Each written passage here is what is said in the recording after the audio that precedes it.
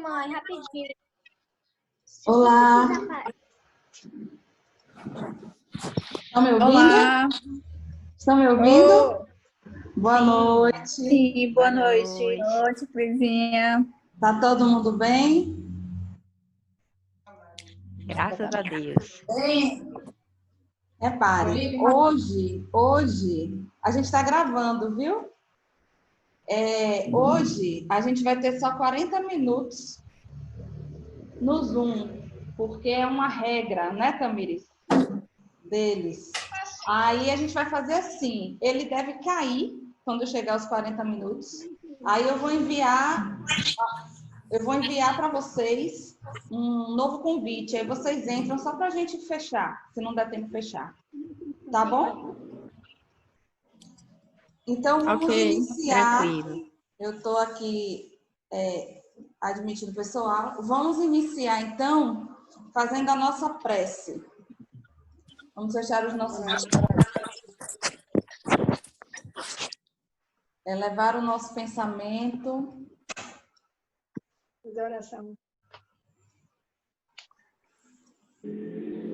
Vamos aquietar a nossa mente, o nosso coração, esquecer os problemas do dia e vamos nos conectar com a espiritualidade superior nesse momento, para que possamos sentir mais próximo a nós essa presença salutar de Jesus, que com certeza aqui está, através de seus prepostos, seus ministros, os espíritos bondosos que estão conduzindo, junto conosco, esse trabalho. Jesus amigo, aqui estamos mais uma vez, reunidos em teu nome. Pedimos a tua proteção, o teu auxílio, o teu cuidado.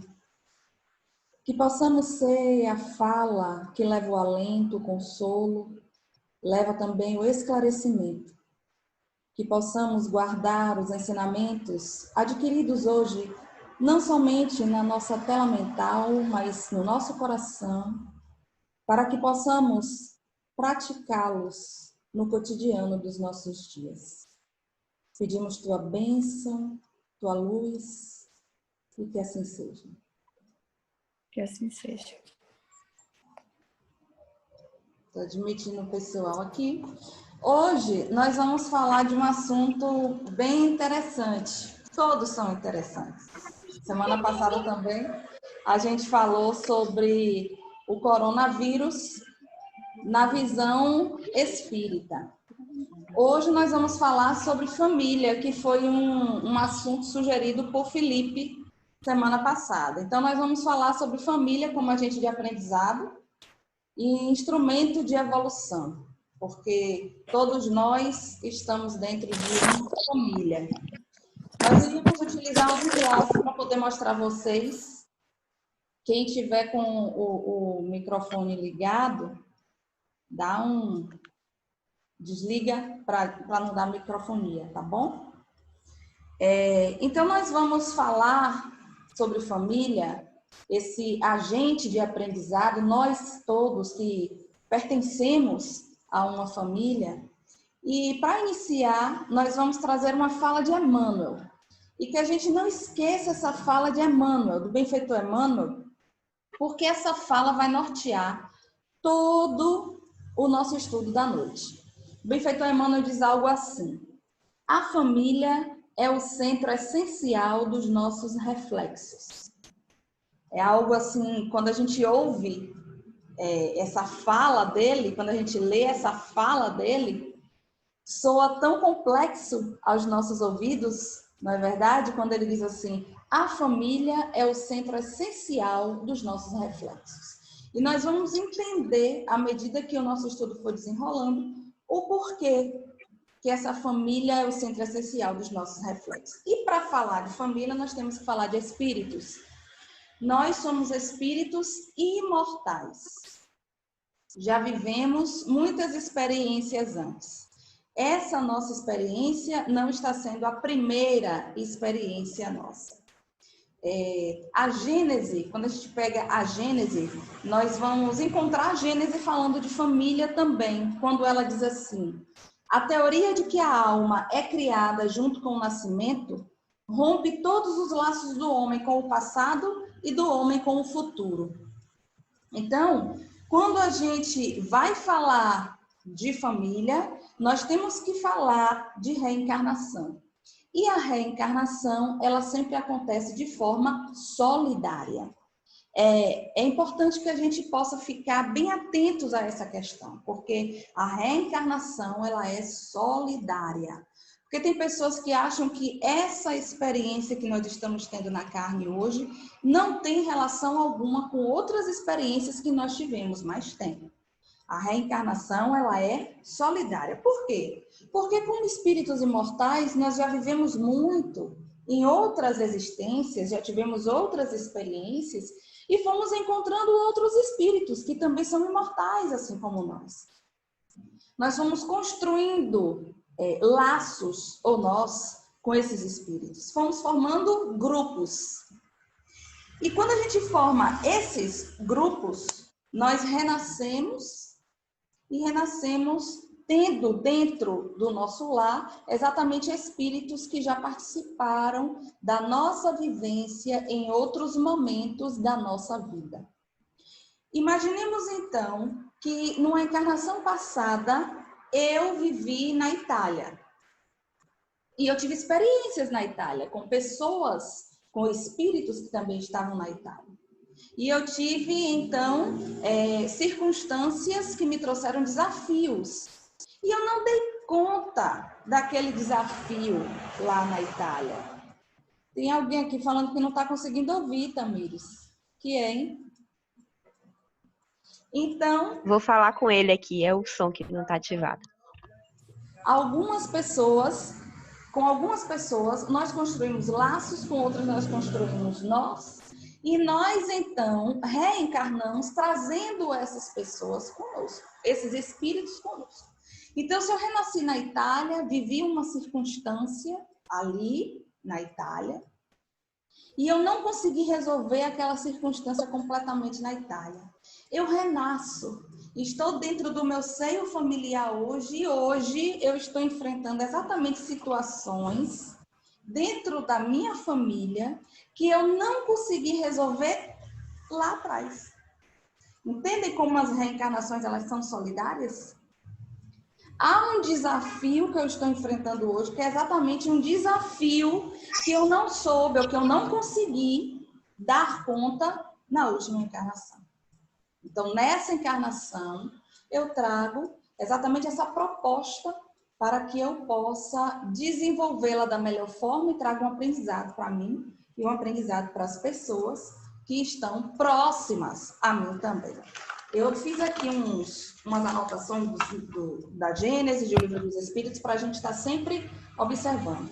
Então, nós temos que avaliar as situações das famílias sempre do ponto de vista espiritual, à luz das leis espirituais. Porque tem relações familiares que, se a gente não for analisar à luz das leis espirituais, a gente não vai entender.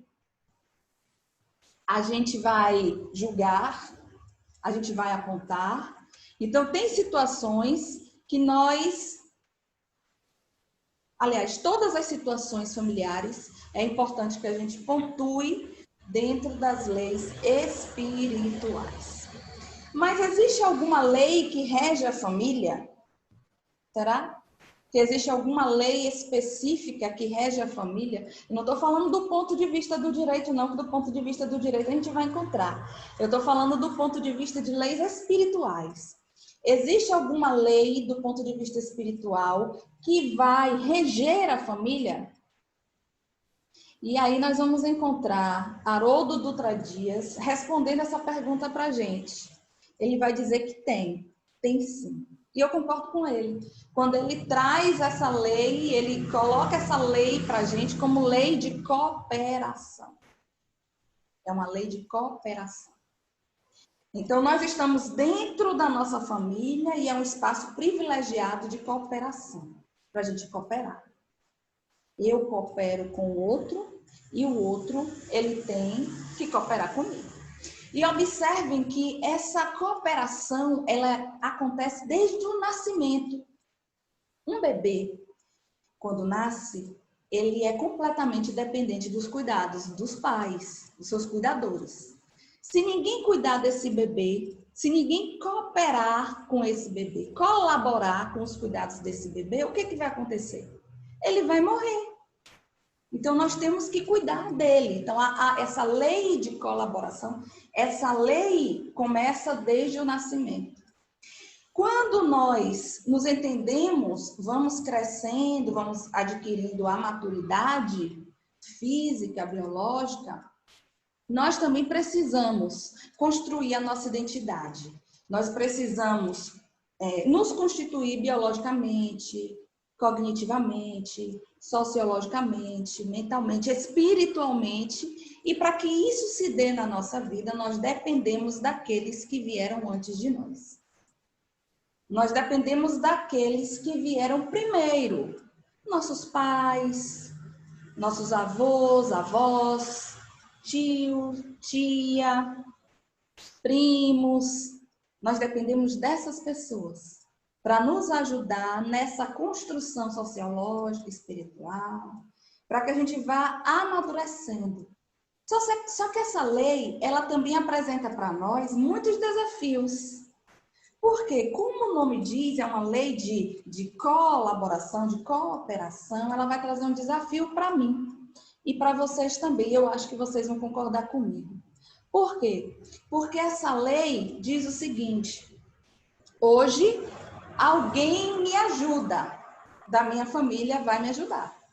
Amanhã eu vou ser aquele, vou ser o agente que vou ajudar o outro.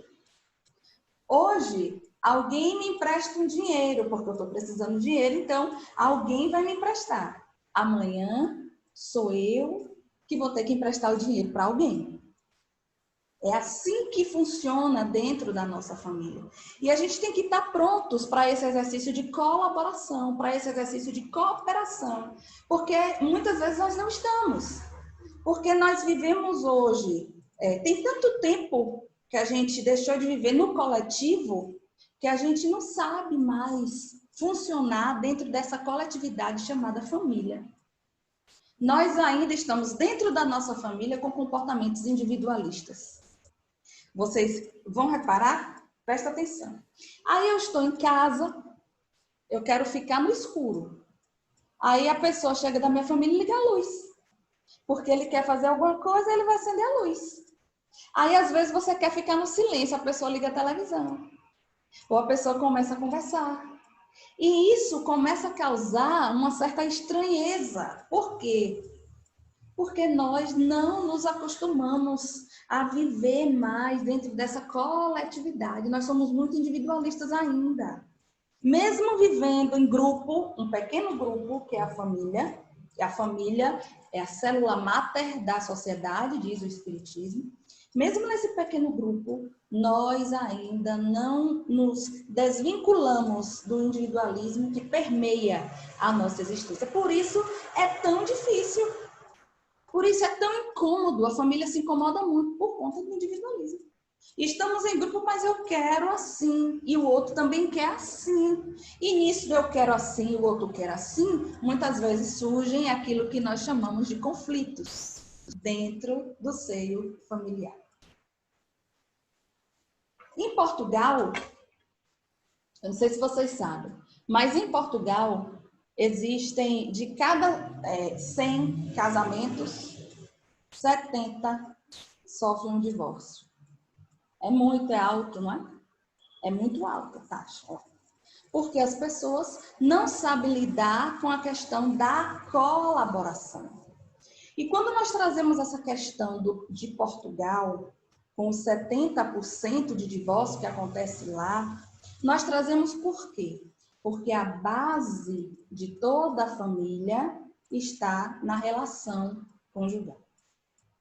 Se a relação conjugal cambeia, a família cambeia junto. Se a relação conjugal começa a sofrer na sua estrutura, toda a família vai sofrer junto. Então, nós vivemos uma crise muito grande. Por quê? Porque ao longo das nossas existências, das nossas experiências reencarnatórias, nós viemos fazendo escolhas equivocadas. E por conta das escolhas equivocadas, nós enfrentamos crises. Então, dentro da família, nós também teríamos, ou é o lugar que nós também nos sentimos amados. É tão bom quando a gente se sente amado dentro da família. É tão bom quando a gente se sente inserido dentro da nossa família, porque há situações em que existe esse impedimento. Uma pessoa que não pôde participar hoje mandou uma mensagem para mim no Instagram e ela disse assim: depois você me explica por que eu não me sinto amada por minha mãe. Ela fez uma pergunta muito abrangente para que eu possa responder. Não tem como eu responder uma pergunta dessa sem que eu conheça um pouco a história. Eu não posso responder uma pergunta tão profunda como essa sem que eu não saiba nada. O que está acontecendo? Porque existem várias hipóteses. O Evangelho segundo o Espiritismo, por exemplo, vai nos dizer que há situações que acontecem aqui, mas há situações que são de outras existências. Então, eu não sei o que está acontecendo. E eu respondi a ela, disse que depois a gente conversa sobre esse assunto, que é um assunto bastante abrangente, eu não posso responder assim. Então, a família é um lugar que a gente se sente amado e é um lugar também que a gente incomoda e é incomodado. Alguém aqui nunca foi incomodado dentro do seio familiar? No seio familiar só tem anjo. Ninguém incomoda ninguém. Mas não é assim, né? São anjos, mas anjos com a destinação, espíritos com a destinação de se tornarem arcanjos, do átomo ao arcanjo. Nós estamos nesse processo ainda de desenvolver essas potencialidades para que a gente chegue lá. Então, dentro da nossa família, em alguma situação, nós incomodamos e nós também somos incomodados. Na família também, a gente aprende a repartir. Já repararam que a gente aprende a repartir dentro da nossa família? Repartir o pão, repartir situações, ajudar a dirimir alguma situação. E isso é amor. É amor. Aí alguém pode dizer para mim assim, mas como isso é amor? Porque incomoda e é incomodado, reparte, isso é amor? Isso é amor. É amor. Sabe por que é amor? Porque nós aprendemos uma ideia de amor hollywoodiana. Sabe aquela ideia de amor hollywoodiana, daquele amor perfeito, que ninguém enfrenta nenhum desafio, que tá tudo sempre muito bem, todo mundo sempre sorridente. E não é assim. Amor é construção. E para a gente construir um edifício, a gente vai suar. Vai ter momentos que a gente vai suar. Vai ter momentos que não vai dar certo aquela argamassa ali, a gente vai ter que refazer. Não é abandonar, a gente vai ter que refazer. Colocar a argamassa no lugar de novo, para que aquela argamassa possa cumprir o seu papel ali. Viver em família é isso. Então, muitas pessoas acham que viver em família é viver um amor perfeito. Porque muitos filmes passam essa ideia pra gente. E não é assim. Amar é dividir. E dividir é bom. Deixa eu explicar para vocês uma coisa. Quem é mãe aqui sabe. Aí a mãe tá comendo uma torta bem gostosa, já tá quase no finalzinho, aí o menino chega e pede, esse aí é meu. Aí você olha assim, no fundo, às vezes você não quer dar, não. Não é? Sejam sinceras, mamães. Às vezes você não quer dar, não. Mas você olha para aquele último pedaço e você pensa assim, mas o que esse menino está fazendo aqui, meu Deus? Aí você dá. E você dá. Sabe por que você dá? Porque você ama. E porque amar é dividir. E você começa a exercer esse lado bonito do amor, que é a divisão. E é exatamente essa parte da divisão que vai fazer com que nós cresçamos. Porque se a gente não aprender a dividir, se a gente não aprender a colaborar, se a gente não aprender a repartir dentro do seio familiar, a gente nunca vai ficar adultos. A gente vai ser seres infantis, crianças, espiritualmente falando, o tempo todo. E a proposta não é essa. A proposta é que a gente possa crescer do ponto de vista espiritual. A proposta é que a gente possa ir amadurecendo, aprendendo uns com os outros, obviamente. Dentro da família a gente está aqui para aprender. Vem um com temperamento mais forte, o outro com temperamento mais manso. E os dois vão fazendo trocas e vão se adequando, vão se entendendo, vão estabelecendo uma fala que seja adequada para os dois. Então, amar é amadurecer. E além de amadurecer, é você fazer o almoço e comer por último. Sabe como é isso? Quando eu vou para Ibicaraí visitar minha avó que me criou. Algumas pessoas aqui já sabem, outras pessoas não. Meus pais tiveram que ir embora para outra cidade, aí eu novinha ainda fui ficar com os meus avós. Bebê. Então, até hoje, quando eu vou para Ibicaraí, com essa pandemia, tem um tempo que eu não vou. Então, quando eu chego em Ibicaraí, minha avó faz o almoço. E ela faz a melhor comida. É aquela comida que ela diz assim, é a comida que Cristiane gosta. E aí ela fica, come. E aí eu digo assim, come também. Aí ela, não, depois eu como, come. Porque tem uma satisfação em ver a gente comer. E é muito difícil não comer, porque é muito gostoso a comida. E ela fala, vai, come. E eu falo, come você também? Ela, não, eu como depois. Eu como por último. E eu ali comendo e ela observando. É a alegria, a felicidade de ver eu fiz algo e essa pessoa que é importante para mim está aqui sendo feliz nesse momento, comendo da minha comida e eu sendo feliz observando essa cena, que é tão simples, mas que diz tanto.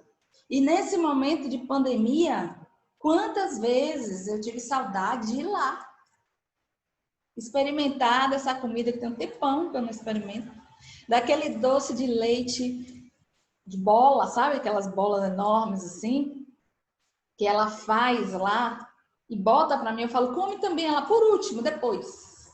E eu como. E às vezes eu como numa ânsia que às vezes eu nem lembro que ela não comeu ainda. Olha o absurdo da minha parte.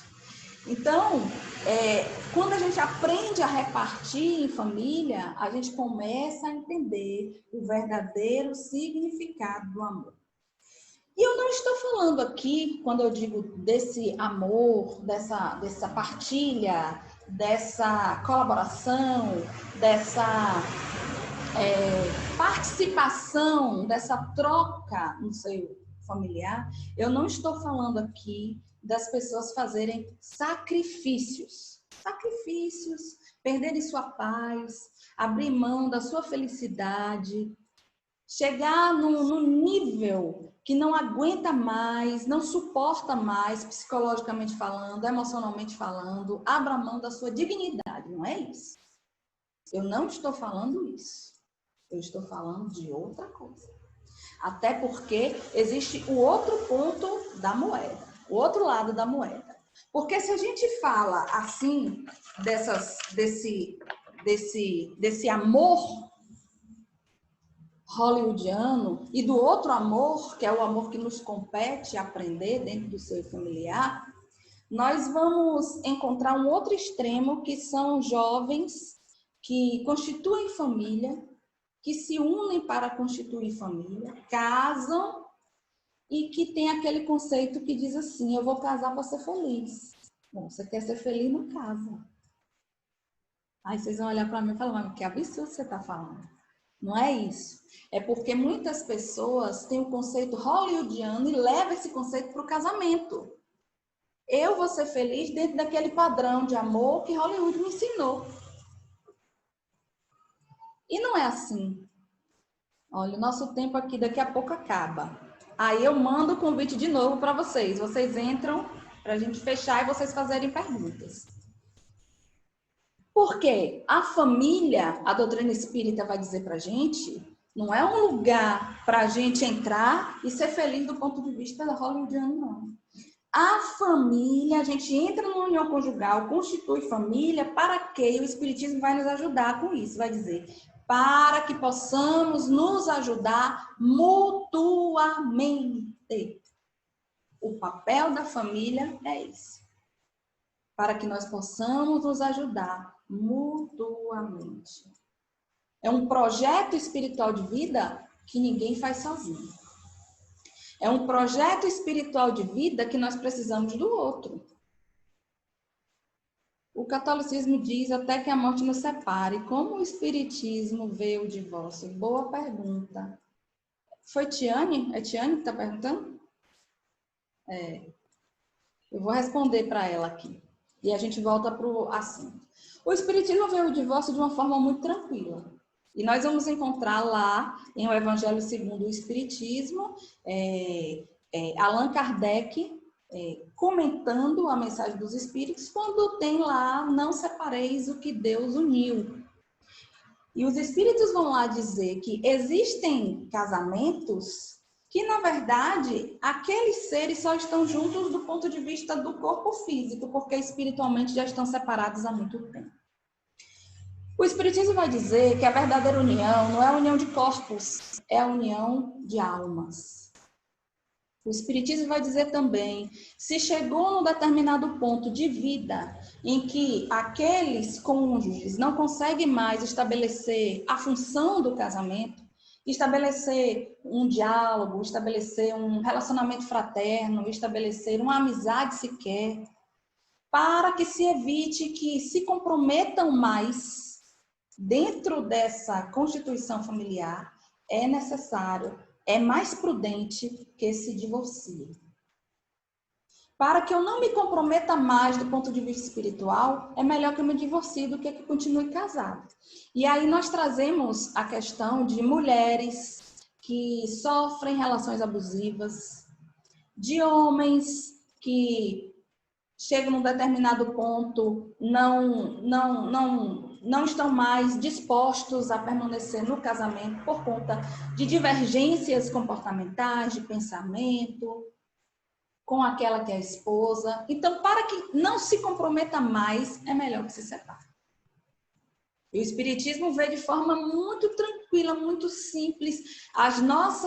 Os nossos irmãos das outras religiões, eles têm uma visão mais limitada com relação ao divórcio, porque eles acreditam que o casamento é Deus que une. Mas Deus não une os corpos, são as almas. E as almas que se amam verdadeiramente, elas vão estar sempre se procurando, se buscando para estarem juntas. Se o meu casamento não vai bem, se eu não estou mais tolerando estar dentro da minha relação, é melhor que eu me divorcie, não tem problema nenhum. Eu não vou ser excomungada, eu não vou para um umbral por causa disso não, hein, gente? Não vou não. Agora, o Espiritismo vai sempre pedir, e pedir a mim, sabedoria, prudência, porque tem gente que abandona uma relação por qualquer coisa. Tem gente que abandona um casamento, abandona a família por qualquer situação. Porque tá difícil repartir. Vou pular fora do casamento. Porque tá difícil me doar. Eu vou pular fora do casamento. Tem gente que não faz esforço nenhum para dar certo. O Espiritismo vai dizer, não, se esforce. Se empenhe. Dê o seu melhor. E o Livro dos Espíritos, Kardec vai perguntar, até que ponto eu posso fazer o bem? E o Livro dos Espíritos vai dizer, até o limite da sua força. Então, esse bem eu também vou ter que colocar em prática dentro da minha família, com aqueles que eu amo. Agora, dentro de relacionamentos onde há violência física, violência verbal, esse tipo de violência que a gente vê passar na televisão o tempo todo, a doutrina diz, para que você não se comprometa mais, é melhor que você se divorcie. Porque tem casais que acabam um matando o outro. Não se separam, permanecem juntos e acabam chegando num ponto que um mata o outro. Se comprometeu mais perante as leis divinas.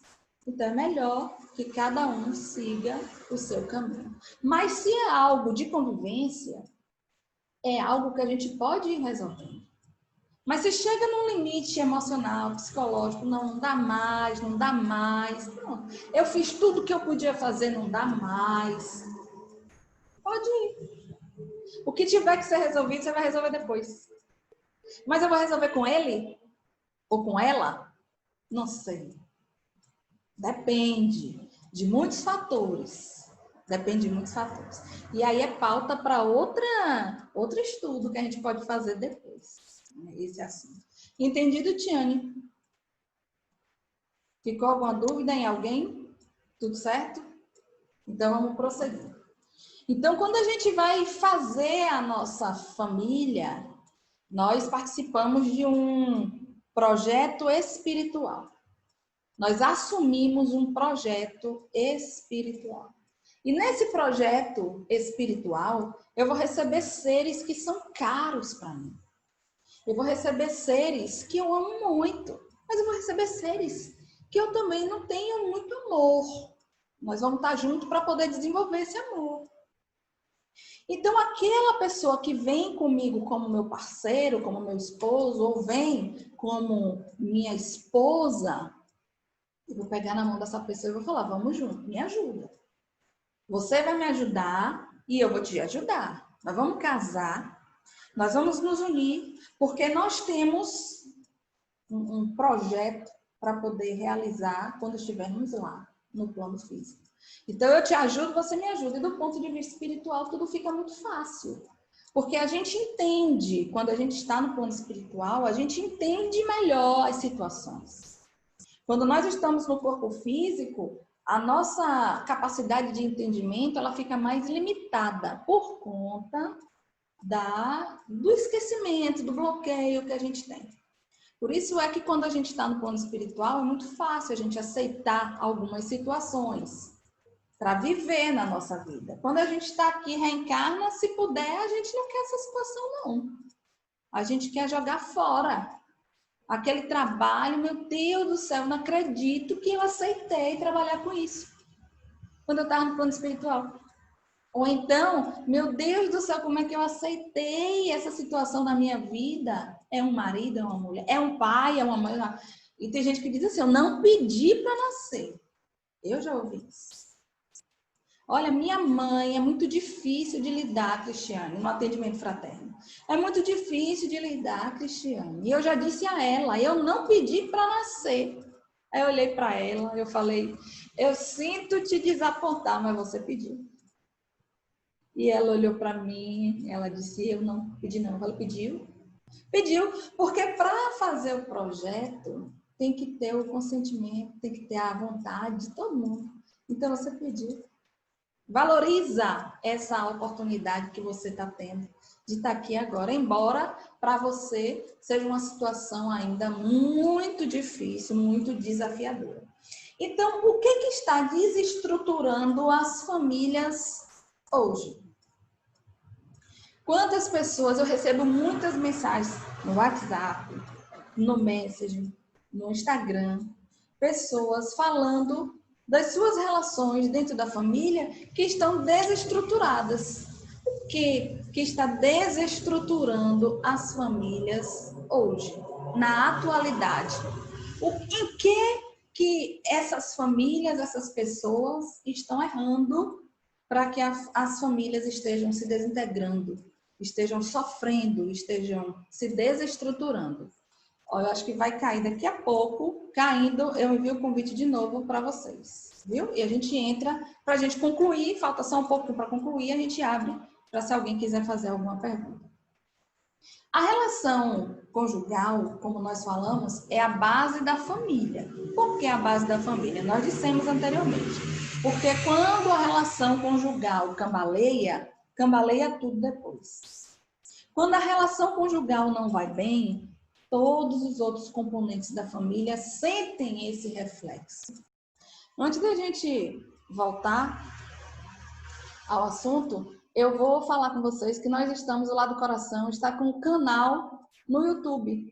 Quem ainda não seguiu e quiser seguir, óbvio, vai lá no YouTube, se inscreva. Davi, meu filho, ele fala, mãe, não é seguir, é se inscrever.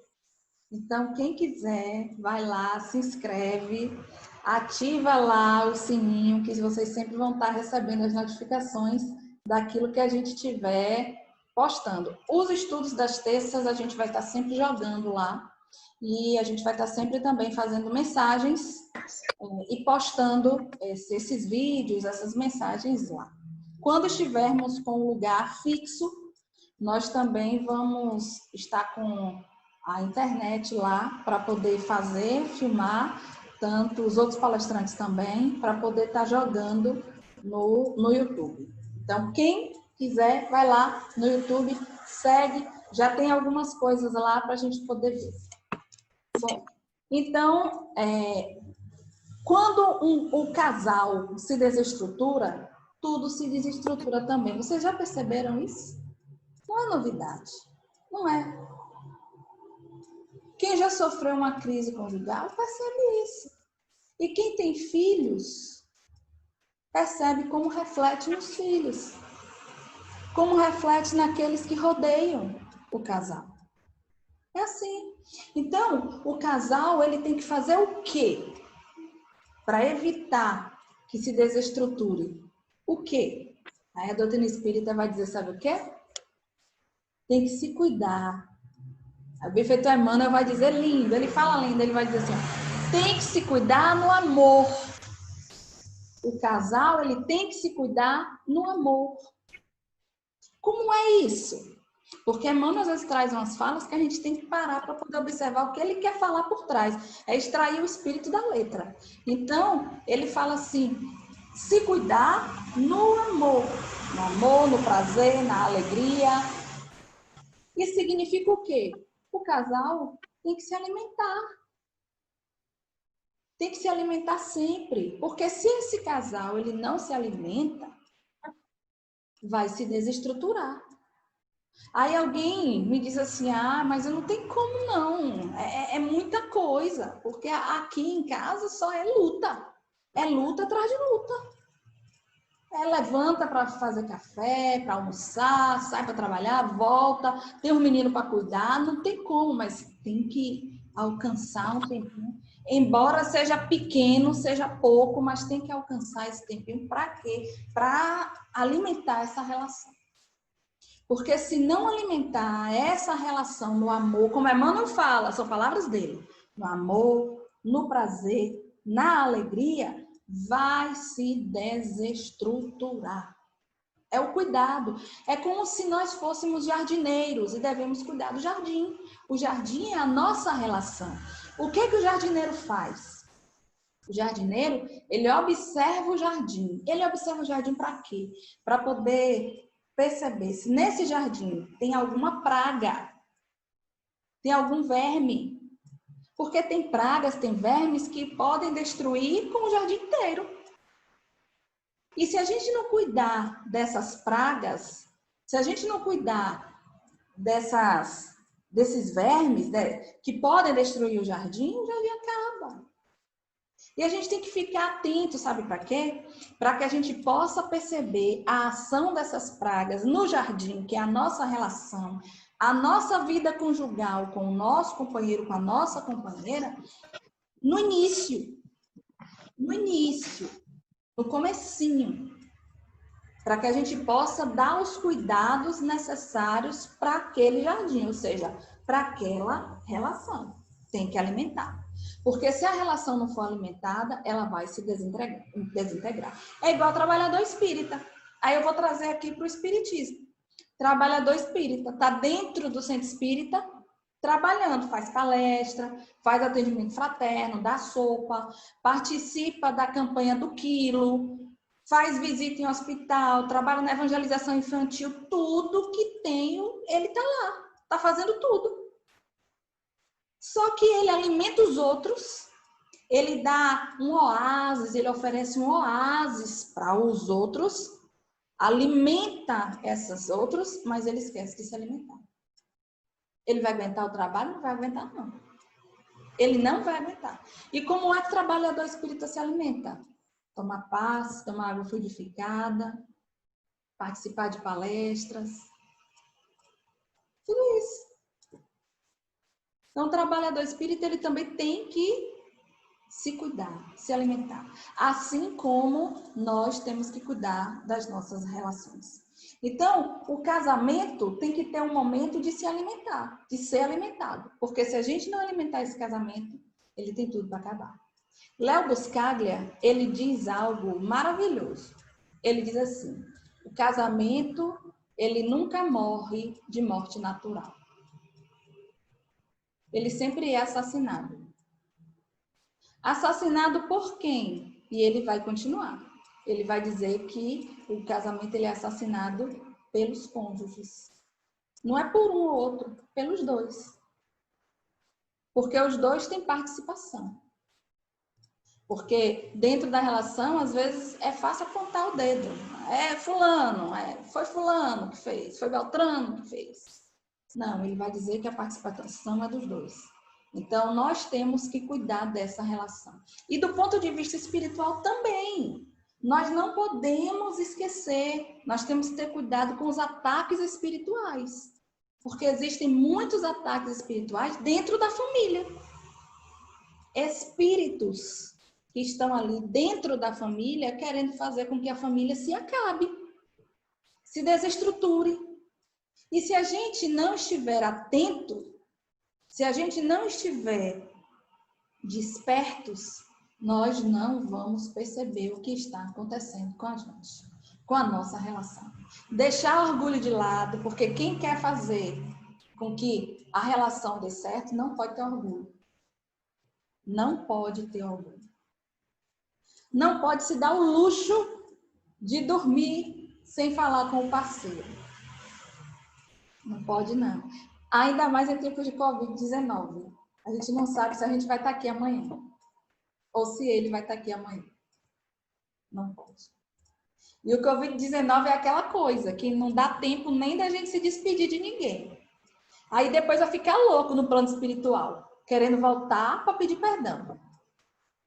E vai virar obsessor, porque não pode ser assim. Então, não pode ter orgulho. Nenhuma relação, tanto a relação conjugal, relação entre amigos, relações entre filhos, o orgulho.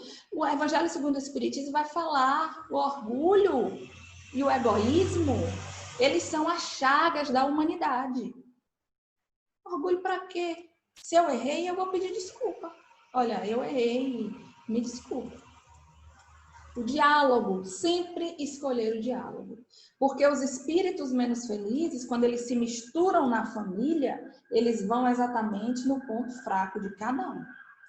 Se há orgulho, ele vai aumentar o orgulho. Porque os espíritos, eles não colocam nada em alguém que aquela pessoa não já tenha. Ai, Cristiane, o espírito fez com que eu ficasse com raiva e falasse alto. Você tem o hábito de falar alto? Não. Então, ele não vai conseguir fazer com que você fale alto. Não vai. Existem em nós sementinhas. E eles vão nessas sementinhas. Se eu falei alto é porque está em mim. Só que, às vezes, eu não fui tentada ainda. Eu não fui colocada à prova ainda. Muitas situações nós não sabemos como nós somos. Nós não sabemos como nós somos. O autoconhecimento é importantíssimo e a doutrina espírita vai trazer isso para a gente. É importante para a gente saber aquilo que a gente pode fazer, aquilo que a gente não pode fazer, mas ninguém se conhece totalmente. É por isso que Emmanuel vai falar com Chico também. Olha, Chico, não tente ninguém. Não teste os limites de ninguém. Porque Porque você não conhece o que aquela pessoa pode fazer. Porque o ser humano, Emmanuel vai dizer, o ser humano é comparado a um lago que a superfície está calma, mas está cheio de lodo lá embaixo. Se você jogar uma água, uma pedra, a pedra vai bater no lago, vai afundar, e o que é que vai fazer? Vai levar todo o lodo que está lá embaixo para a superfície.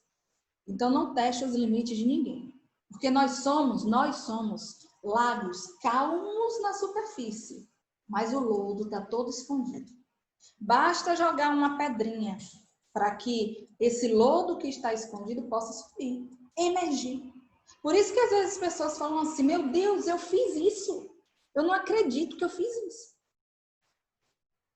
Porque estava lá, o lodo. Estava guardado. Eu nunca fui tentado naquela situação. Por isso que os crimes de trânsito acontecem. Pessoas que saem do carro, pegam a arma e matam. E falam, meu Deus, o que foi que eu fiz? O que foi que eu fiz? O que foi que eu fiz? Não testem os limites da outra criatura. Vocês não conhecem vocês próprios, quanto mais a outra criatura. Então, o lugar mais sagrado, o lugar que eu considero como se fosse um templo, é o lar. É o nosso lar. E André Luiz, no livro Conduta Espírita, ele vai dizer que a gente tem que trabalhar dentro do nosso lar, atuar dentro do nosso lar, como se o nosso lar funcionasse realmente como esse templo sagrado. E tem pessoas que relaxam, viajam, aí quando chega em casa começa a xingar dentro de casa, começa a ter comportamentos que não deveriam ter dentro de casa. Porque a casa, ela sempre vai trazer a energia dos seus donos, das pessoas que moram aqui. Então, se eu xingo, se eu assisto conteúdos inadequados na televisão, se eu escuto conteúdos inadequados no meu celular, uma música, um filme, o que quer que seja, tudo isso vai criar forma dentro da minha casa. Porque André Luiz vai dizer que a palavra e o pensamento, ele toma forma. Ele toma forma e se mistura às paredes da minha casa. É por isso que tem pessoas que falam, não gosto de ficar na minha casa, sinto uma sensação tão ruim na minha casa. Observa qual é o seu comportamento dentro de casa. O que você faz? O que você permite entrar dentro de casa? Dentro de casa. O quê? O quê? Né? Então a gente tem que estar... André Luiz vai dizer também algo maravilhoso. É difícil. Isso é difícil que André Luiz vai dizer. Se vocês acharem fácil, por favor, me digam.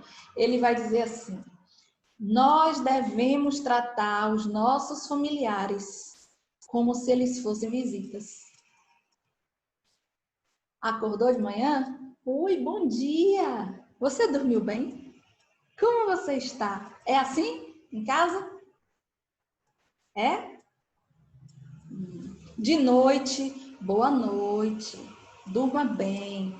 Gente, quem já faz isso, isso é ótimo. Quem não faz ainda, é um bom momento para começar a fazer. Um café da manhã, porque a gente faz tudo de melhor para a visita, quando a visita chega em casa. Quando a visita vai embora, pronto, para. Sendo que as pessoas mais importantes que devem ser melhor tratadas estão dentro da nossa casa. É a nossa família. Aí você ganha um conjunto de porcelana quando você casa e guarda. Você não usa. Você só usa quando chega visita em casa. Sendo que as pessoas mais importantes da sua vida estão na sua casa.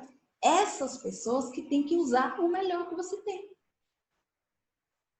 Não só elas, você também.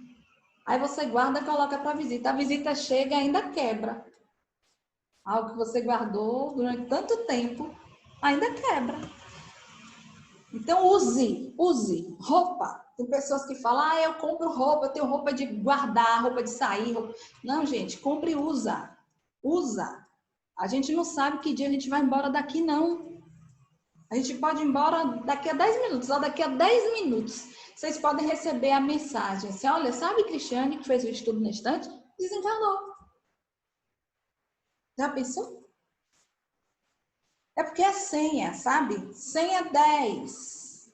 A senha 10 é de Tiara. Aí Tiara vai embora. Já pensou, Tiara? A gente não para pensar nessa possibilidade, não. Olha lá, tá vendo? Não. Não para. Sabe por quê? A gente acha que a morte está distante da gente, mas a morte está do nosso lado. Ela é nossa vizinha. As pessoas fazem aniversário, aí dizem assim, parabéns, mais um ano de vida. Não, é menos um. É menos um. Menos um ano. Cada aniversário que a gente faz, a gente dá um passo mais em direção à morte, que é essa passagem de um plano para outro plano. Mas ninguém quer ir. Todo mundo quer ficar aqui, só que ninguém vai ficar aqui. Porque aqui não é a nossa casa verdadeira. A nossa casa verdadeira é lá, não é aqui. Que a gente possa fazer o melhor e que a gente possa ter o merecimento de cumprir a nossa trajetória, chegar à velhice e desencarnar na velhice, idoso, com aquela consciência tranquila de que a gente fez o melhor, principalmente dentro da nossa família. Então, André Luiz vai pedir, trata seus familiares como se eles fossem visitas. É difícil. Às vezes o familiar pede alguma coisa, a gente fala, vai você, pega você. Sendo que às vezes é tão fácil a gente chegar e pegar. Isso tudo que eu estou falando para vocês é primeiramente para mim. O benfeitor Alexandre, ele diz assim, minha filha, toda vez que você for fazer uma palestra, um estudo, toda vez que você escrever um texto, não esqueça, é primeiro para você. Você divide com os outros porque você quer, mas é para você. Ele sempre diz assim. Porque nós temos que olhar para aquelas pessoas que estão debaixo do mesmo teto que a gente, como colaboradores do nosso processo evolutivo. E nós esquecemos. Por isso que é tão difícil conviver em família. Porque nós olhamos a família não com um olhar espiritual. Nós olhamos como se fosse algo momentâneo que está acontecendo aqui e depois vai passar, depois vai acabar, entendeu? É por isso. E aí nós vamos encontrar aqui uma pergunta maravilhosa que mandaram para mim. Não sei se alguém pensou nessa pergunta. Mandaram para mim hoje no Instagram, hoje de tarde. Cristiane, toda relação é resgate? Eu falei, não. Nem toda relação é resgate. Existem relações de provas, existem relações felizes, afins. Claro que as felizes são raras, raríssimas. As afins não é muito frequente ver. A maioria das relações, dos casamentos, das uniões que nós encontramos aqui são de prova. Nós estamos aqui para provar. Ou resgate para poder resgatar. Então, eu disse para essa pessoa, o objetivo da justiça divina não é nos colocar permanentemente em resgate. Não é. O objetivo da justiça divina é pacificar. Então, se eu tenho uma relação e dentro da minha relação eu tenho... Bento passou aqui agora. Se dentro da minha relação humana eu tenho 80% é resgate, nós não podemos esquecer dos 20%, que não é. E a providência divina, ela vai agir exatamente aonde? Ela vai agir exatamente nos 20% para fazer com que tudo dê certo. Para fazer com que aquelas duas criaturas possam se pacificar. Então, eu vou agir aqui. Aí, casa, ele se une com ela, eles casam. E aí tem um filho, eles vão receber um espírito, que é o resgate deles, para eles. Aí vem aquele espírito que é o resgate para eles. Aí eles vão receber mais 2 espíritos. Só que esses outros 2 espíritos não têm nada a ver com resgate. São espíritos que eles já conviveram em outras encarnações e têm um relacionamento afetivo muito produtivo. Um relacionamento afetivo maravilhoso. Então, tudo é resgate? Dentro dessa relação? Não. O resgate é com um. É só com um.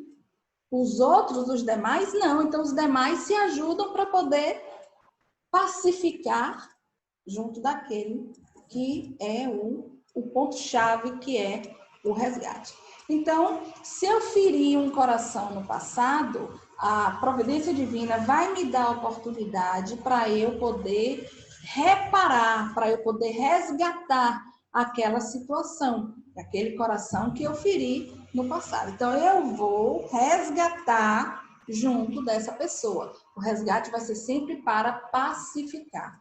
Não é sempre briga, não é sempre guerra, porque tem os outros 20% lá, como eu falei. Porque quando se diz que uma relação é resgate, parece até que é um cabo de guerra o tempo todo.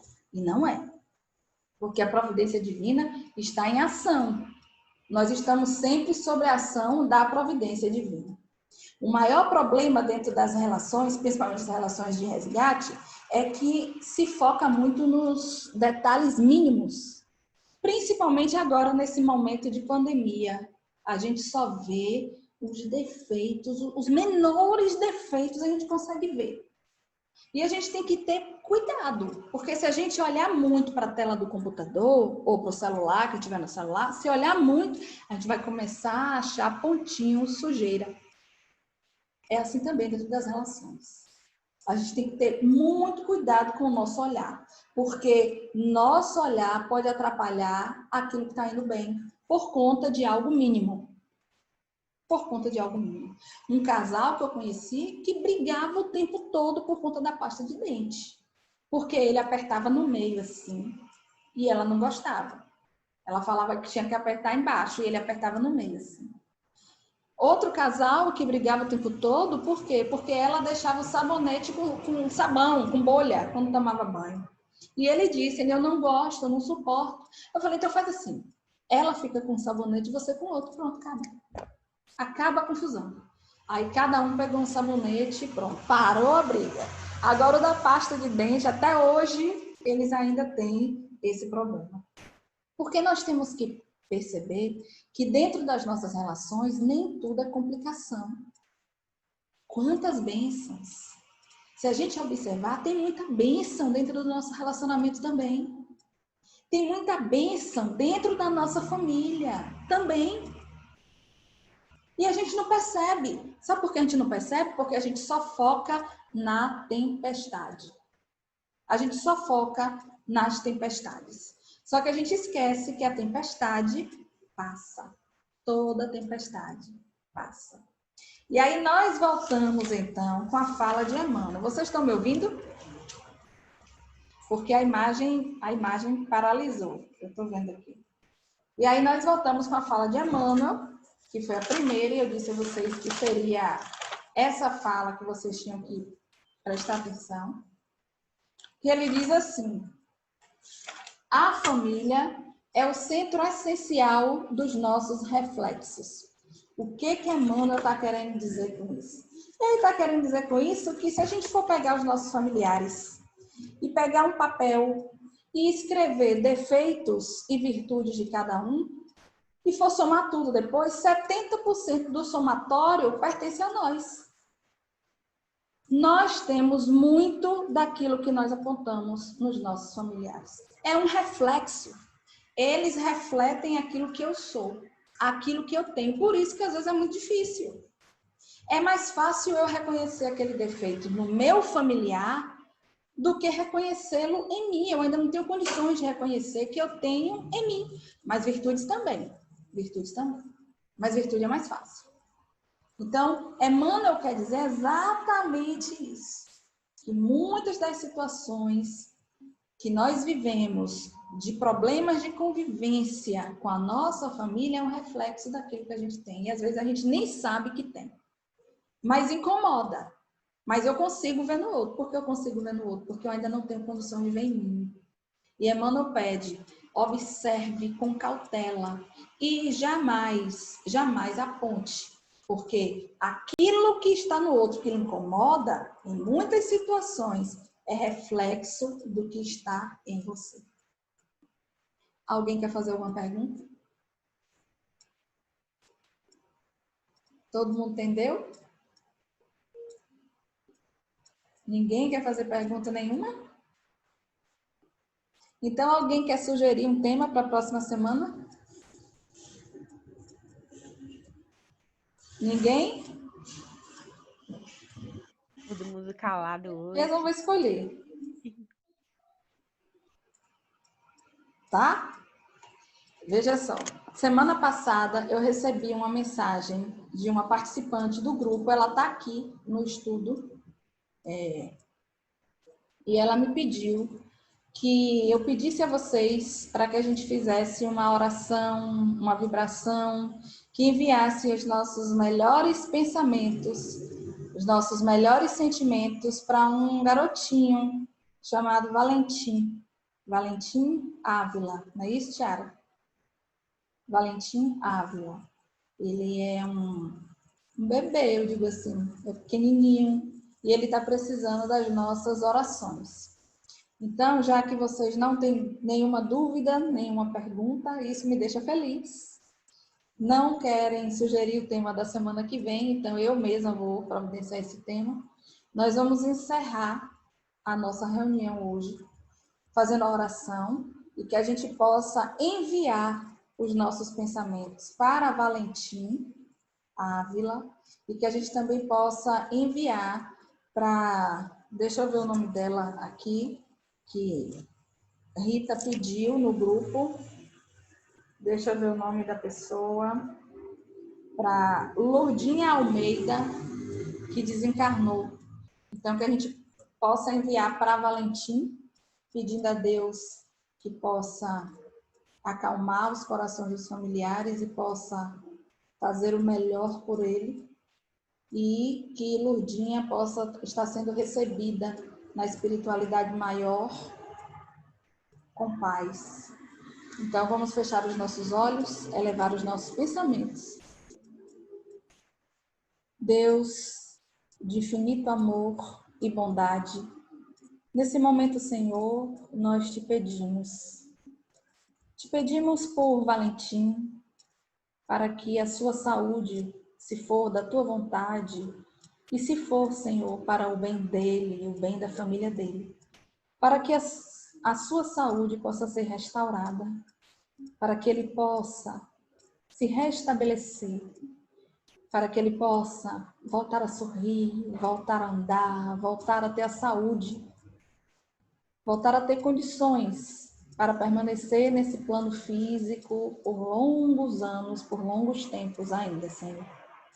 Também te pedimos a Lourdinha que desencarnou, que ela possa receber essa prece nesse momento e que possa sentir, através dessa oração, um pouco de paz. E ore a Ti, pedindo o Teu auxílio, pedindo a Tua ajuda. A todos nós, Senhor, pedimos o Teu amor, pedimos que a espiritualidade maior possa estar conosco sempre e que possamos estar atentos à Sua ação em nossa vida. Nos abençoe, que a Tua luz possa se estender por todo o mundo, abençoando aqueles que estão sendo vitimados pela Covid-19, também aqueles que estão de luto por conta da Covid-19. Possamos ter uma semana de paz, uma semana de luz, na Tua presença, que seguremos nas Tuas mãos e caminhemos contigo hoje, amanhã e sempre. Que assim seja. Então... Isso aí, tirar nossa foto, né? a nossa foto. Tá acabando o tempo, hein? Vamos lá, então. Não, gente. Se puder ligar a câmera para ficar Vamos lá, bonita. então. Tô péssima de foto hoje. Eu tô congelada. Cris, fecha sua câmera e abre de novo, Cris, para ver se volta. Só os cabelos. Fechei, Ficou azul. Ficou azul. Ficou azul. Foi. Oh, meu Deus. Então vamos Tá azul. lá. Todo mundo dizendo X. Prontinho. Vou mandar lá no grupo, tá? Então, que possamos nos encontrar novamente na próxima terça, às 19 horas. E não esqueçam do canal lá no YouTube, hein? Ok. Beijo a todos. Saudade, Ana. Tchau, Tamires. Beijo. Beijo. Beijo. Boa noite. É.